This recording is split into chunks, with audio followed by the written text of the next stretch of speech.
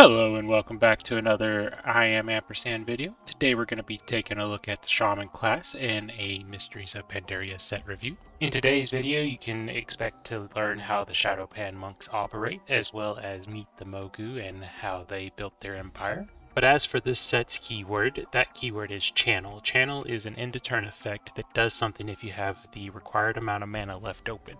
And typically channel abilities are undercosted for their effect. But now that we've squared away all the basics, let's go ahead and take a look at our first card. That card is Shado-Pan Mistweaver. Shado-Pan Mistweaver is a 5 mana 5/6 minion with Channel, deal 3 damage to all enemy minions, restore that much health to random allies.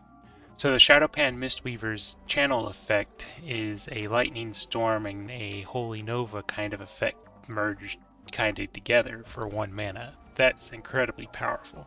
Now granted, if one of the enemy minions that you want this effect to take out is a taunt minion, you're not going to be attacking through it. But if you play this on turn 6, it comes down and it's going to be a 5 mana 5/6 that removes part of the board and heals your side of the board. Overall, it's a pretty powerful minion. I don't know if it's something that a person would want to necessarily put into their deck, but I could see it being picked up off of a Discover option or used happily with one of the legendaries in this set. But that's going to lead us into our next card. That card is Shado-Pan Windwalker. Shado-Pan Windwalker is a 3 mana 3/2 minion with rush and immune while attacking. Alright, so the Windwalker is a somewhat strong card. It's not exciting, but it is immune and has rush. That's not something we've seen too often. It feels very much like a pack filler kind of minion, but I could see it being used in situation. But that's going to lead us into our next card. That card is the Shado-Pan Brewmaster. Shado-Pan Brewmaster is a 4 mana 5/4 minion with can only take 2 damage at a time, channel 1 instead. So essentially this guy can't be taken out in one shot. He's got to be at least 2 hit. And if you manage to buff him or get his channel effect off, then he is effectively 1 damage at a time. Or maybe a better way of saying that is baseline, he has Amethyst's effect himself, or if you get the channel effect off, he has Moonfang's effect until your next turn. By now that we've introduced you to the Shado-Pan monks themselves, let's go ahead and introduce you to their leader. The Shado-Pan monks follow Ban Bearheart. Ban Bearheart is a 8 mana 8/6 minion with Death Rattle, Reveal Shado-Pan Monastery, and its Shado-Pan Defenders.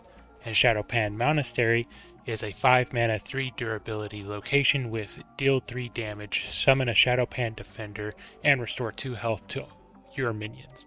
So not only does Ban's Death Rattle fill the entire board with 6 monks and the monastery, you also have the ability to remove a specific target with the activation of the location, or you can rush in with Windwalkers, provided that you get the Death Rattle on your turn. If your opponent gets it on their turn, and they have a way to remove your board, then you can use the Monastery to then rebuild with future defenders, which could be any of the 3 Shado-Pan monks we've seen already.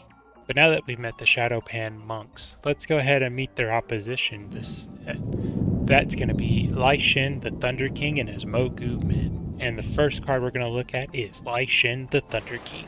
Lei-Shen, the Thunder King, is a 7 mana 7/7 legendary minion with Battle Cry. For the rest of the game, give the first minion you play each turn spell damage +1.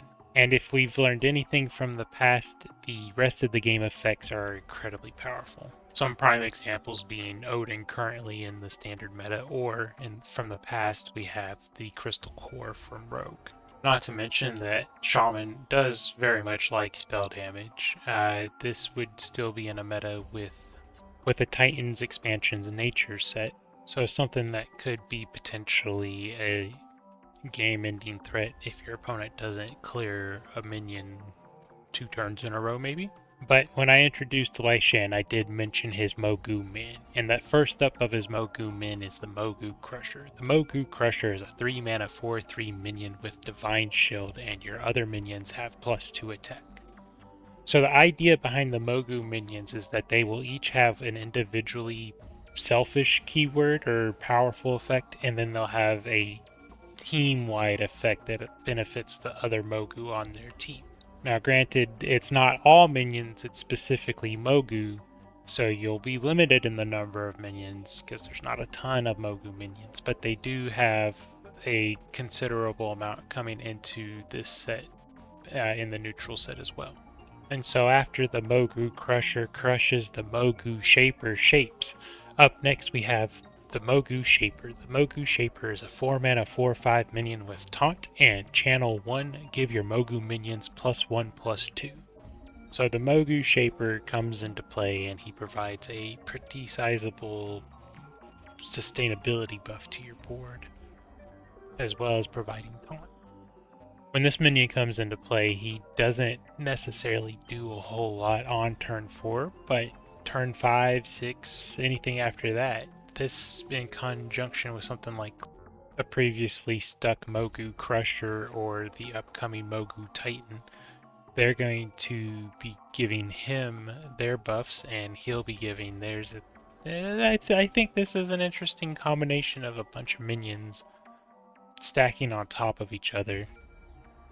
But the aforementioned Mogu Titan is up next. The Mogu Titan is a 4-mana 3/7 minion with can't be targeted by spells or hero powers, and this minion shares its health with other Mogu minions. And what that means is that whenever another Mogu minion takes damage, the Mogu Titan will take half of it for them.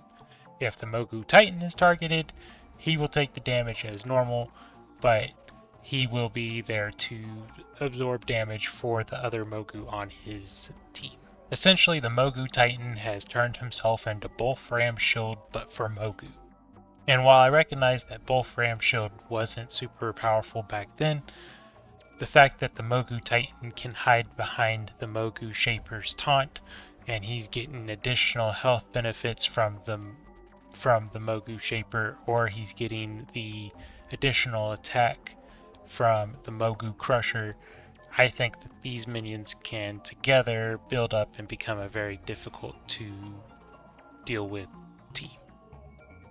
But next we're going to transition into Thundering Boom. Thundering Boom is a 5-mana nature spell that reads deal 3 damage to a minion and its neighbors. Any that survive go dormant for 2 turns. So the Thundering Boom will definitely remove the minions that you're targeting.